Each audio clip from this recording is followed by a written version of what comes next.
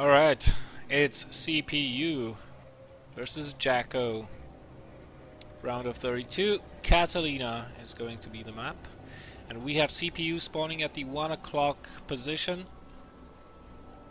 as the yellow Protoss player, and his opponent JackO from team ESC Icybox spawning at the 5 o'clock position as the green Protoss player. CPU saying he hates this map. This map is so terrible. I'd say I would have to agree with him, and especially in PvT. Yeah, it's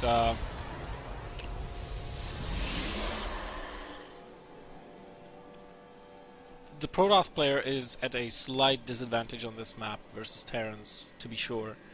And PvPs tend to revolve more around one base play than around 2 or 3 base play on Catalina.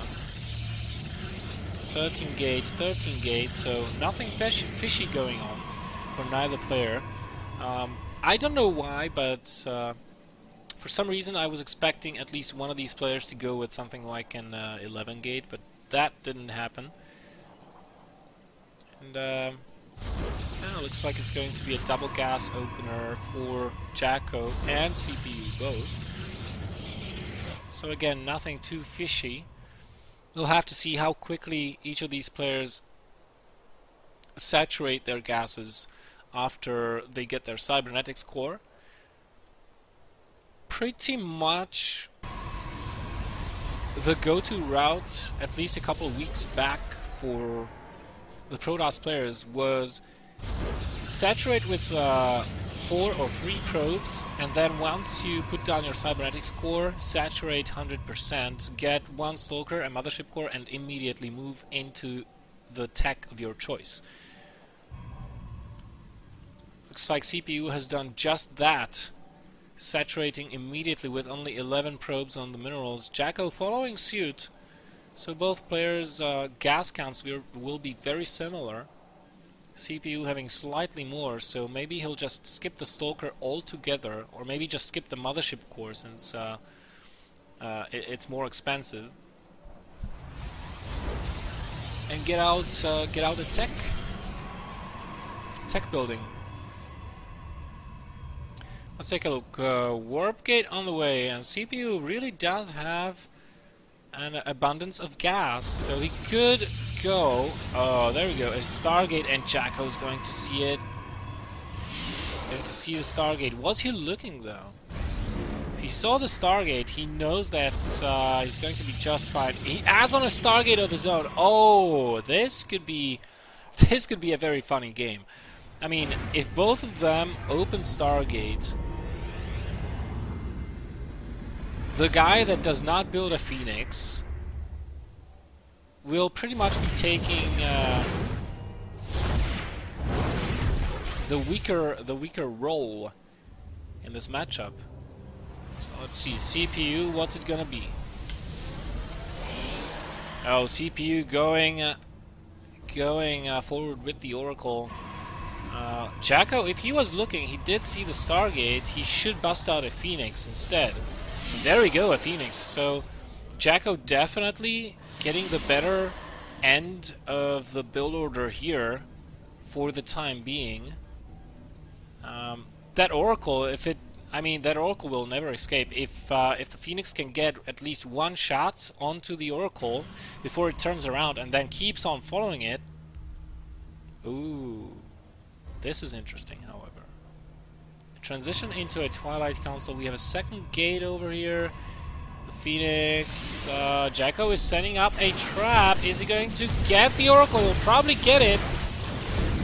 And the Oracle did get 6 probes. That's a huge number, to be sure. And now a Dark Shrine is going up for CPU. He's playing the mind games. He knows that his opponent will not have detection. JackO thinks his opponent is going Stargate exclusively. And since the Dark Shrine is not being built in the main base, this blink transition into Dark Templars, potentially Archons, may catch JackO unawares. He still sees no expansion with the Stalkers, so he's going to try and check the main base. He sees an additional gate, nothing much else. The Phoenixes are going to swoop in, kill the Mothership Core and get away. Not even killing the Mothership Core? Really? Come on, dudes. But JackO did get a full scout. What could puzzle him, though, is that, wait, you only have 3 Stalkers over here, no additional air units, and... oh my god. I mean, like, where has the rest of your gas gone to? We have 2 proxy pylons for CPU, neither of which JackO is aware of.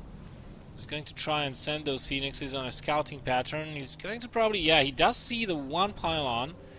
He cannot allow this sentry to leave. He does have the Robo Bay on the way. He does get the force field down as well. And he can allow this Nexus to take a little bit of damage. He will still be able to rescue it. He does have an Oracle for detection here as well. His Robo facility is finished. He's going to build an observer. And he's going to chase the DT away. Problem is, this army. That's a pretty big army. Blink is going to be done. There are no Immortals on the field for JackO. JackO is being distracted by this pylon. He will lose all of those Stalkers, especially with the Blink. No force fields available. Bam, bam, bam. Down you go. Photon overcharge initiated. And this natural is as good as dead. Will CPU go for it? No, he realizes that he does have the advantage. He does have the momentum. He keeps on pushing forward. Immortal is on the way. With that Immortal, JackO's chances are going to be slightly higher, but not too damn high. I mean, the army from CPU is very big on the ground in the very least. We only have 1 Immortal. Blinks on top of that, takes it down immediately, and now the Phoenixes will have to do as much work as they can. Problem is, when they run out of energy, they're going to be completely useless. They're so precious to JackO right now, and he cannot even use those the way he'd wanted to. 3 additional Stalkers being warped in by CPU, and he continues to push forward. The Mothership Core does not have enough energy for another full-down overcharge. JackO would have to pull probes at this point if he wants to stay alive, but it's a decision of, do I pull the probes and lose my economy and lose the game because of that, or do I not pull the probes and lose the game because I lose the battle? Here comes the Mothership Core as well, preparing itself for a recall potentially. And at this point, I think JackO is beyond the point of no return. There is nothing for him here. With the 2 Immortals, yeah, nah, it's not gonna work. 1 Immortal is already going to go down promptly to 2 Follies on those Stalkers, and now CPU is going to kite the rest of JackO's army. Kills the Mothership Core, and JackO GG's out of the game. Unfortunately, he just was outplayed by CPU.